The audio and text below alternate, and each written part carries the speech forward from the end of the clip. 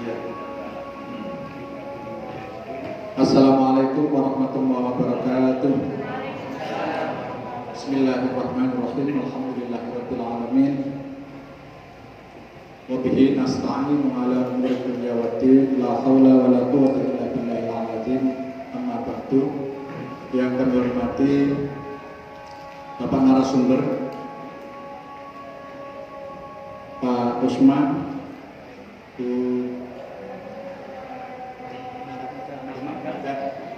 Pak Sindeman,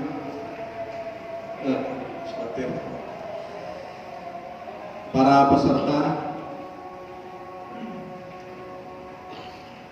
fasilitasi kegiatan keagamaan sosialisasi Perpres 82 Pondok Pesantren se-Kabupaten Sidoarjo yang berbahagia.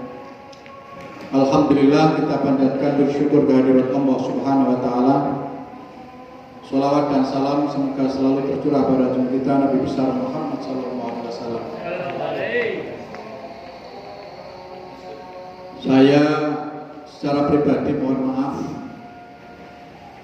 dan secara institusi kantor Kementerian Agama, tapi Pak Kasih saya sudah hadir dari tadi.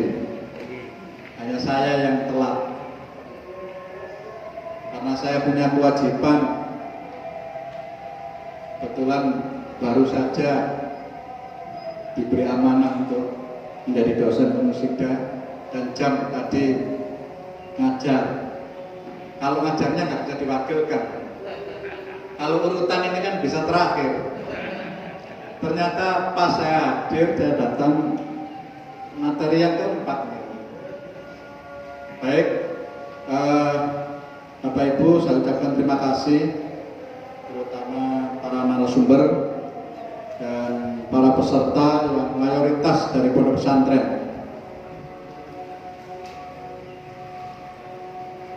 Perlu saya sampaikan bahwa menurut laporan dari kasih kami, pondok pesantren yang ada di Sidoarjo ini banyak, tetapi yang terdaftar jadi 250 gitu ya. Sebetulnya lebih dari 250 sudah kita beritahu, sudah kita sosialisasikan agar mengisi form, mengisi pendataan dari Kementerian Agama, tapi yang berminat untuk didata di kantor Kementerian Agama masih berkisar 250. Padahal di Sidoarjo ini gudangnya pondok pesantren. Oleh karena itu hari ini kami memanfaatkan sosialisasi Perpres 82 tahun 2021 ini tentang pendanaan penyelenggaraan pesantren terutama di Kabupaten Sidoarjo. Bapak Ibu sekalian, yang pertama adalah dasar. Saya tadi mengira kalau ada layar begitu, tetapi kalau tidak ada layar ya tidak apa-apa. Yang penting didengarkan Bapak Ibu ya. Yang pertama saya nyampaikan dasar. Dasar daripada materi kami ini, tadi judulnya pendanaan penyelenggaraan pesantren. Dasar yang pertama adalah Undang-Undang RI tahun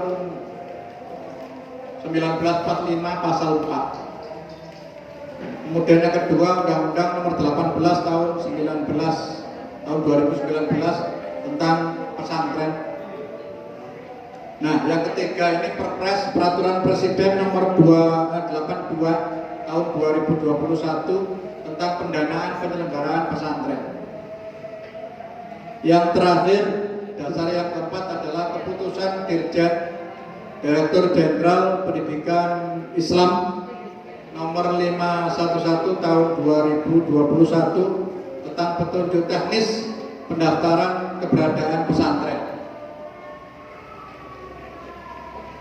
Jadi memang pesantren itu miliknya masyarakat, didirikan oleh masyarakat dikembangkan oleh masyarakat, ya negara berusaha hadir, negara berusaha membimbing, membina dan membantu. Maka ada peraturan Presiden nomor 82 tahun 2021. Sekarang legalitas formal pesantren berdasarkan Undang-Undang nomor 18 tahun 2019 tentang pesantren, pada pasal 6 di sana disampaikan lembaga pendidikan pesantren yang didirikan masyarakat, legalitas formalnya harus mendaftarkan diri dan mendapatkan izin terdaftar dari menteri yang menyelenggarakan urusan pemerintahan di bidang agama, yaitu Kementerian Agama. Dalam posisi ini adalah Kementerian Agama, kantor Kementerian Agama Kabupaten Kota. Jadi namanya kantor itu berlokasi, bertempat di kabupaten atau kota. Kalau di provinsi itu namanya Kanwil, kantor wilayah Kementerian Agama Provinsi Jawa Timur, kebetulan di Sidoarjo, di Jalan Juanda.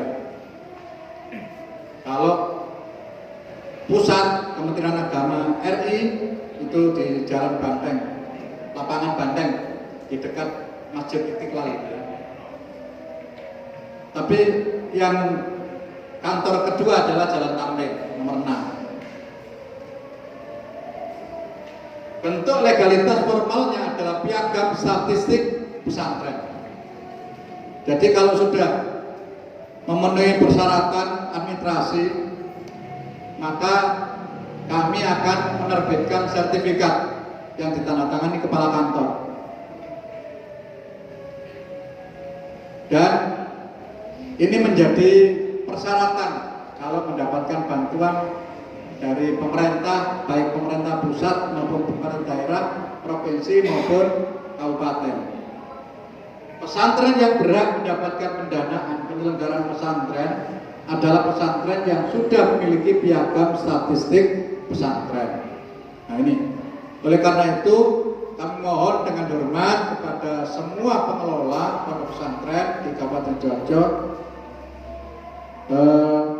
hendaklah sudi mendaftarkan diri atau minta piagam ke kantor Kementerian Agama Kabupaten, dalam hal ini adalah di Jalan Moting Sidi nomor 3 Sidoarjo.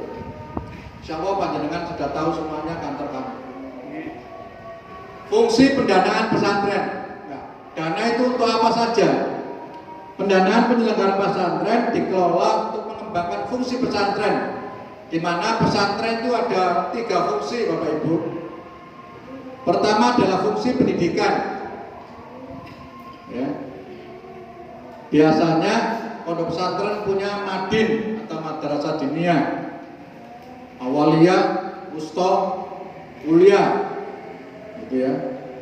Ada pendidikan formal, ada RA, MI, MTS, MA, bahkan perguruan tinggi. Atau di lingkungan yang dikelola oleh Diknas, ada TK, SD Islam, TK Islam, SMP Islam, SMA Islam, itu dikelola oleh Diknas. Fungsi dakwah biasanya melalui pengajian-pengajian, melalui halakoh-halakoh, begitu fungsi dakwah. Yang ketiga adalah fungsi pemberdayaan masyarakat, di mana pondok pesantren ada koperasinya, ada poli kesehatannya, pakai pemberdayaan masyarakat.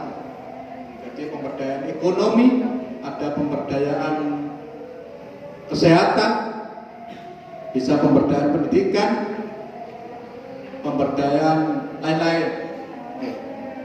Nah, sumber pendanaan pesantren ini, pendanaan penyelenggara pesantren bersumber dari A, masyarakat, tentunya wali santri. Ya, saya tidak tahu, ada beberapa sumbangan dari wali santri, baik langsung maupun tidak langsung, baik melalui Pak Kiai maupun melalui pengurus pondok, pengurus yayasan itu berasal dari masyarakat. Pendanaan penyelenggaraan pesantren yang kedua bersumber dari pemerintah pusat. Pemerintah pusat dalam ini adalah Kementerian Agama. Ya. Tidak hanya dari Kementerian Agama, bisa dari kementerian yang lain. Ya. Bisa Kementerian PUPR, misalnya rumah susun tapi diperuntukkan untuk pondok kan ada. Ada Kementerian Perindustrian dan Perdagangan, Pariwisata, dan kementerian-kementerian yang lain, termasuk Kementerian Pendidikan Nasional juga bisa. Jadi tidak hanya dari Kementerian Agama kalau pemerintah pusat itu. Kemudian yang ketiga dari pemerintah daerah. Dalam hal ini adalah pemerintah daerah provinsi dan pemerintah daerah kabupaten maupun kota. Ini biasanya sharing itu paruh. Dalam program tertentu, misalnya bantuan guru madin, ya 50% dari provinsi, 50% dari kabupaten. Atau dari program tertentu tidak perlu sharing karena kabupaten sudah mampu membantu penuh. Atau provinsi seperti Hafidho itu kan ada dari provinsi.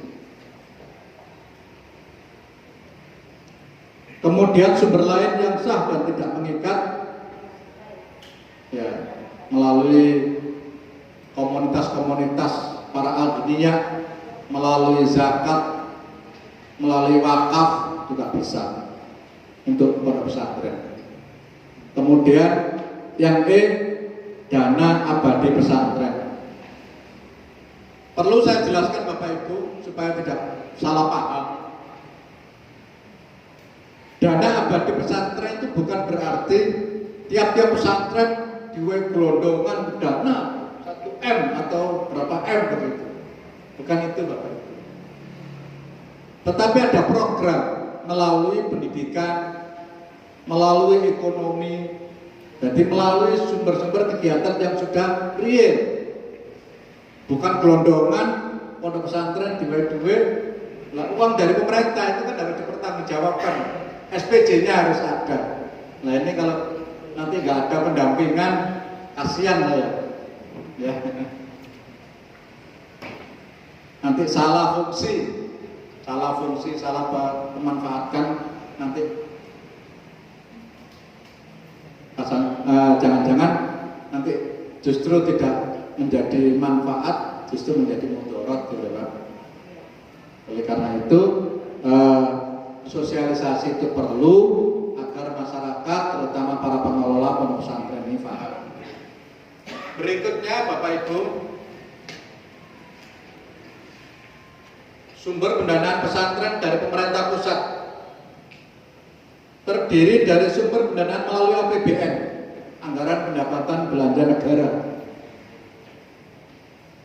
Nah, pendanaan penyelenggaraan pesantren ini terdiri dari fungsi pendidikan melalui alokasi APBN fungsi pendidikan. Jadi di APBN itu sudah ada kotak-kotak, ada kelompok-kelompok fungsi pendidikan. Kemudian juga ada fungsi dakwah melalui alokasi APBN fungsi agama melalui fungsi agama. Sehingga pondok pesantren ini tidak hanya dapat satu pintu, minimal 3 pintu tadi. Pintu fungsi pendidikan, pintu fungsi agama, yang ketiga untuk fungsi pemberdayaan masyarakat melalui alokasi APBN di luar fungsi pendidikan dan fungsi agama. Itu banyak sekali. Ya. Makanya kadang pondok pesantren ada bantuan sanitasi. Sanitasi itu masalah air. Ada pondok pesantren yang mendapatkan bantuan mengatasi masalah sampah. Soalnya kemarin saya mendampingi tim peneliti dari DPR Pusat Sidoarjo yang ditunjuk atau diwakili sampelnya adalah Mambau Hikam. Ini Gus Bakron kemarin ikut mendampingi saya. Ya. Apa keluhannya pondok pesantren yang santrinya ribuan? Ternyata keluhannya ya sanitasi, ya masalah sampah. Karena mengelola sampah itu memang sulit. Ya. Selanjutnya sumber pendanaan pesantren dari pemerintah daerah. Sumber pendanaan melalui APBD, anggaran pendapatan belanja daerah sesuai kewenangannya. Tentunya atas persetujuan dari DPR juga. Makanya penting panjenengan ada narasumber ketua DPR.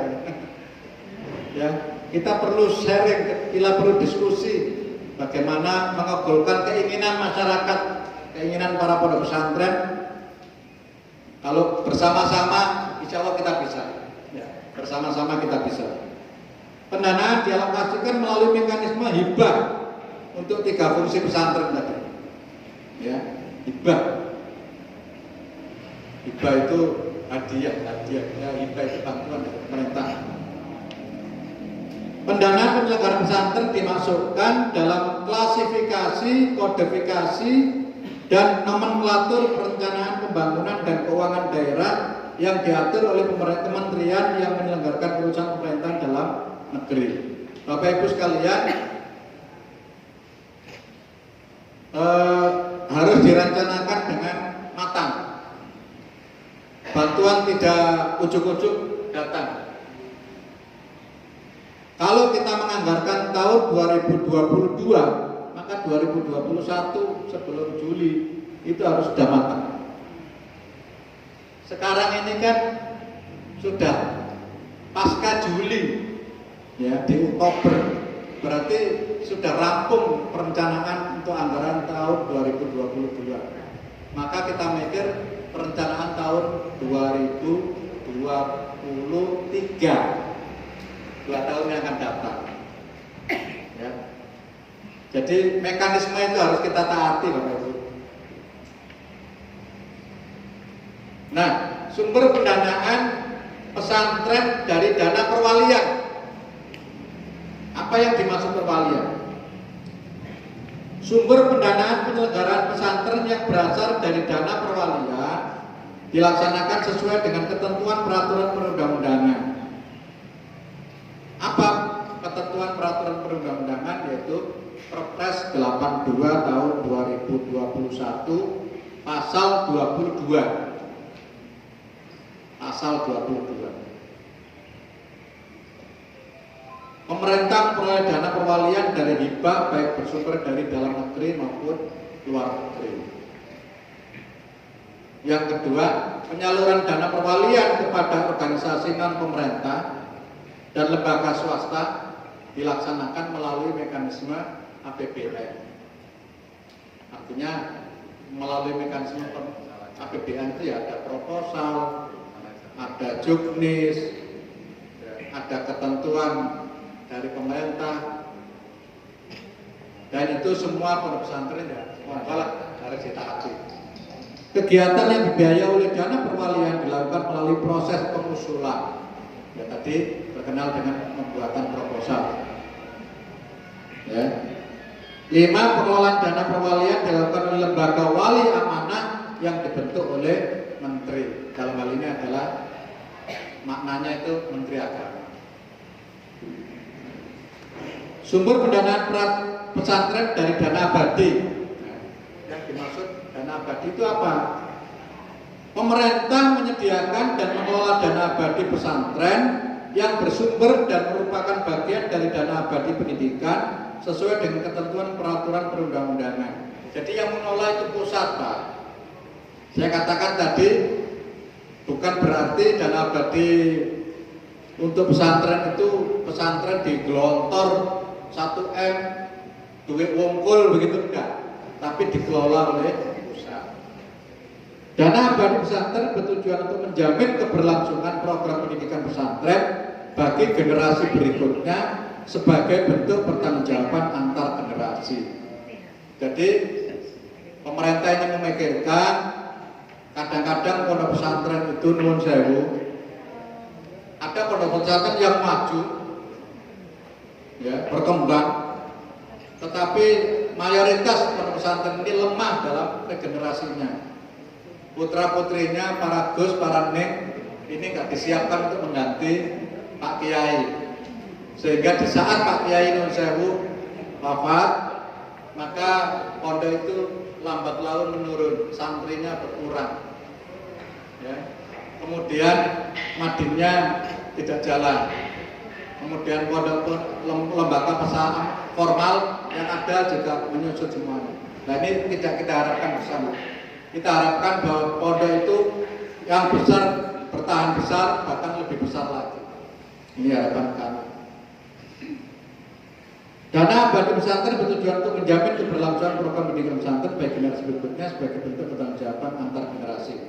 Penggunaan dana abadi pendidikan sebagaimana Perpres nomor 12 tahun 19 digunakan untuk program beasiswa dan pendanaan riset. Riset itu penelitian, Pak. Kalau beasiswa itu untuk kuliah, untuk sekolah gratis bagi santri, atau kuliah gratis bagi ustazah pondok pesantren. Sehingga pemanfaatan dana abadi pesantren hanya bisa digunakan untuk pesantren dalam menjalankan fungsi pendidikan, ya. Jadi mengkader santri, mengkader ustadz, sehingga melanjutkan pendidikan. Bagi yang S1 dilanjutkan ke S2, bagi S2 yang ke S3 begitu.